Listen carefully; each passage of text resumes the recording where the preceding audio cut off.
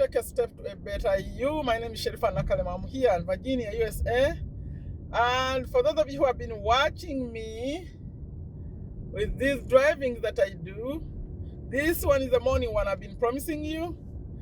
It's about 7:50 a.m. here in Virginia.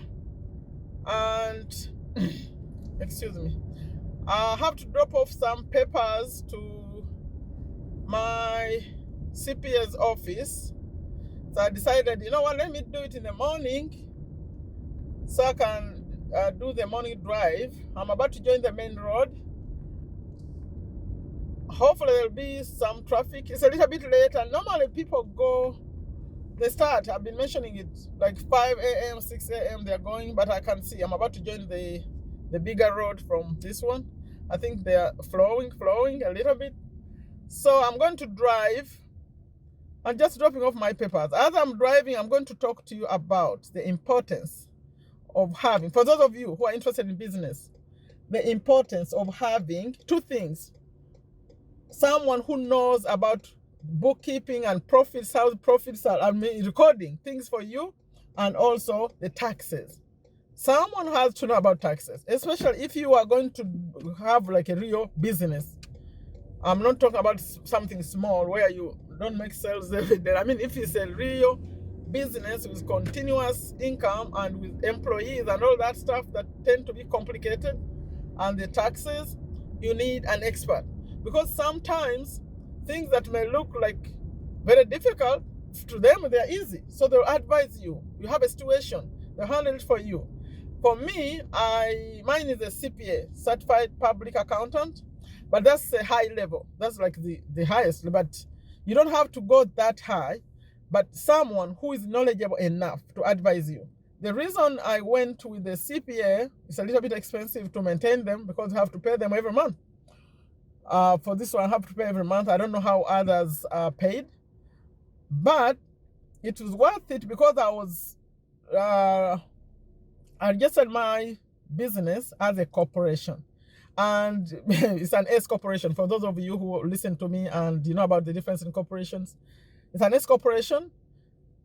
And I knew that if it was a sole proprietorship, I have enough knowledge to handle sole proprietorship to deal with the small big bookkeeping and whatever. But if it's an S corporation, and remember, I'm dealing with the state laws and also the federal laws. That's how USA is structured. I needed, in fact, she is the one who advised me. When I was thinking about starting a business here in USA, I started off small. I mean, small. It's not so big even now, but it was the sole proprietorship. And then later, as I was reading, I was getting knowledge. I was told that, you know what, it's very, very risky to do a business like that. Sometimes it's risky if you have some property and then maybe you have some problems in your business and you end up wrangled into the business issues. And sometimes it's the other way around. It could be the business, you want the business to be separated from you, from your personal life. So as I learned that, then I was told the importance of limited liability. So when you want to get advice, it's not going to be free. Like when I read the books, The Cash Flow Quadrant, and Robert is talking to us. In fact, for him, even this taking advice from people who don't have the real knowledge, like the expert knowledge, can be very, very dangerous. So what I did, there is a consultation fee to the experts. At that time, it was Yellow Pages. I got my Yellow Pages. I said, you know what? I have to talk to an expert. Well, if I want to just to change it, I want to change it from sole proprietorship to something that will have limited liability. So I had to find an advisor. So I said, who? Then when I read this saying business lawyers, or they could be accountants. So I remember the first person I met when I was looking for advice, like I said, you have to pay consultation. At that time, I started my company in 2006. So at that time, consultation was $100. I was ready to pay the $100 for someone to advise me how to do it right. So I remember the first meeting I had was I chose the business lawyer. Wow. I remember going in, it was just a simple consultation. And then they called the lawyer, and they called another one, and they put me like a boardroom meeting. I said, oh my God, they were scary. I think that one was charged like $200. No, I said, I think I'm in the wrong place. I felt very uncomfortable. So, no, I paid the fee, but I didn't choose to go with whatever they were saying. I felt very uncomfortable. The lawyers, So I went back again and said, who else could help me? So they were saying someone who is like a CPA, that certified public accountant. So I went back in the Yellow Pages and I scheduled another meeting. And the meeting was with this lady, the one where I'm going right now. And she gave me the best advice. I said, okay, this is what I'm doing. How do you think I should structure it if I want limited liability?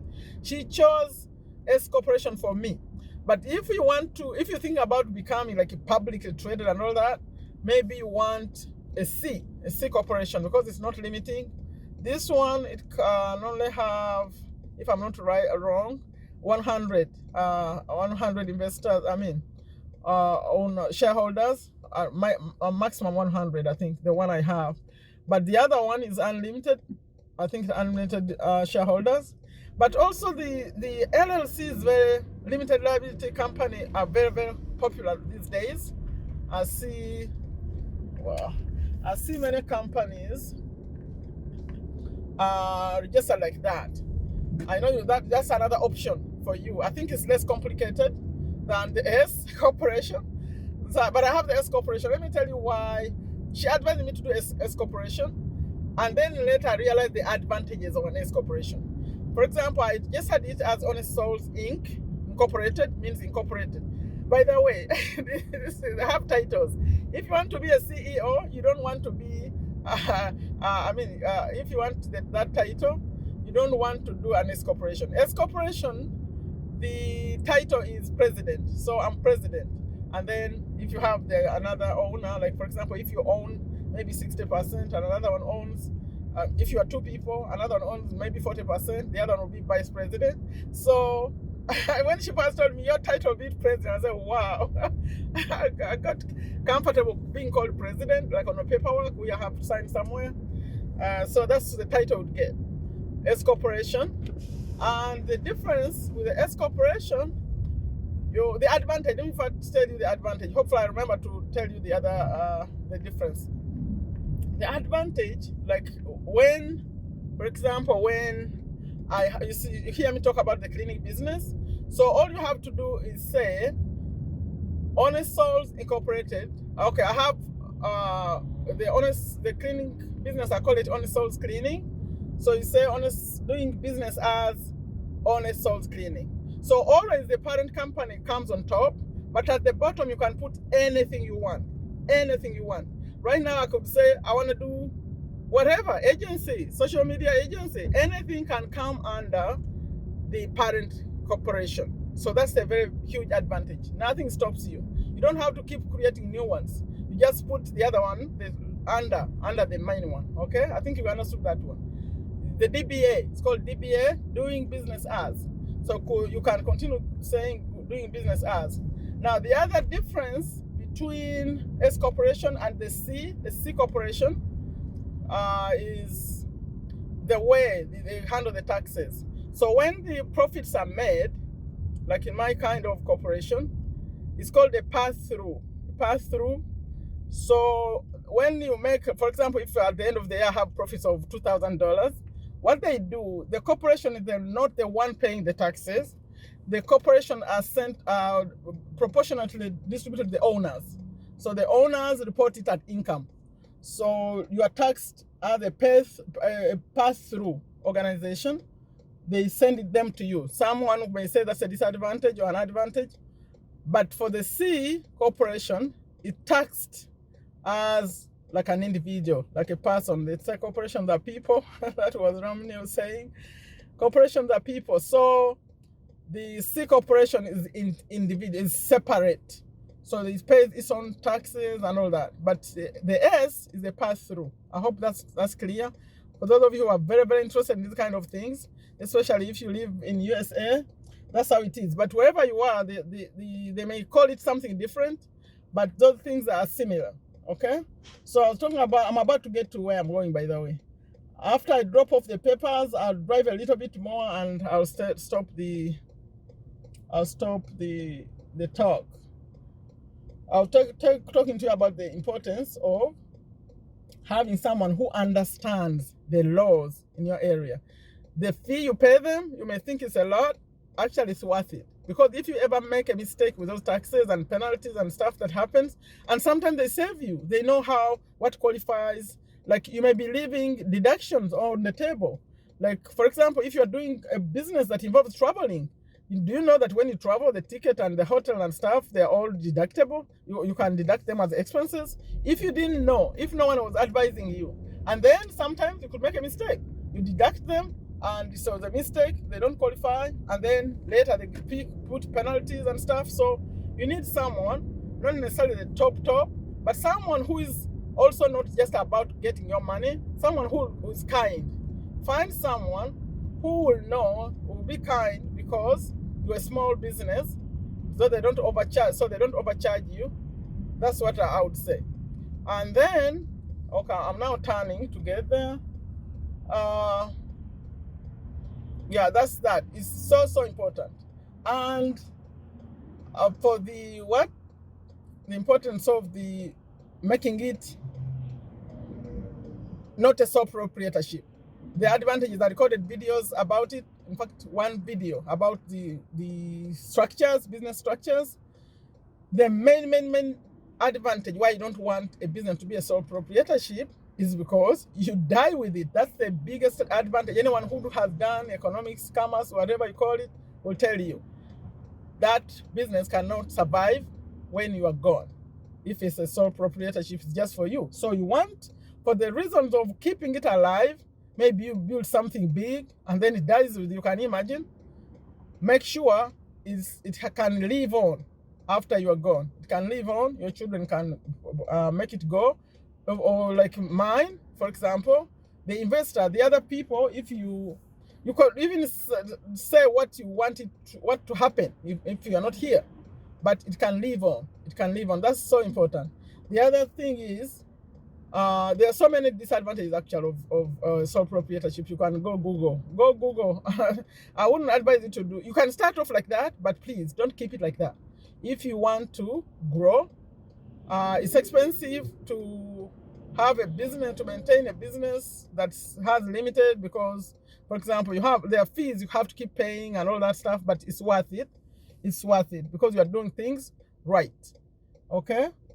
Now my light is about to, I think you saw it wasn't very, you would have had a lot of more cars if I had come a little bit earlier. For those of you who watch me with cash flow quadrant videos, I just had to record that one first before I could drive out, so it can get going. That's why I didn't come very early. There'll be more. So this is the area where this little office is. You can see. I'm going to park, drop off. Just drop off. I don't enter the office. I just drop through the window, the drop-off window. I think maybe they're not even open yet. And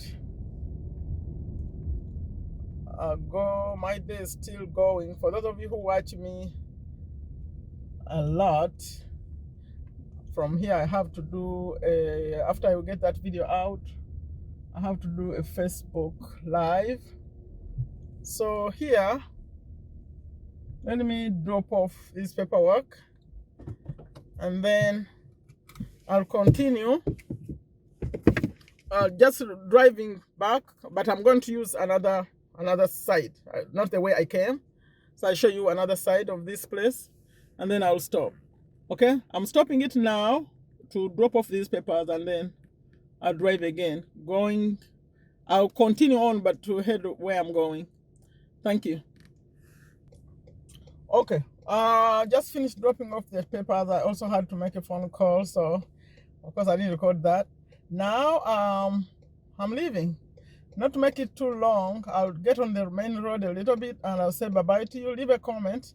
I've not driven this side of this place before, so you haven't seen this, but one thing is common: the trees. Someone made a comment Fred, you made a comment you like these trees. Here you are. Let me show you some more. They like their trees. But I'm not staying on too long. As you see, for those of you who care about lights, this one is just warning you to slow down. It's just they're flashing orange. When you see those, means slow down. Just to, because people tend to speed. Okay, so they put in something to slow you down. When you see them flashing, you don't stop, you just slow down. Okay, I'm turning, and I think I'll end the recording soon.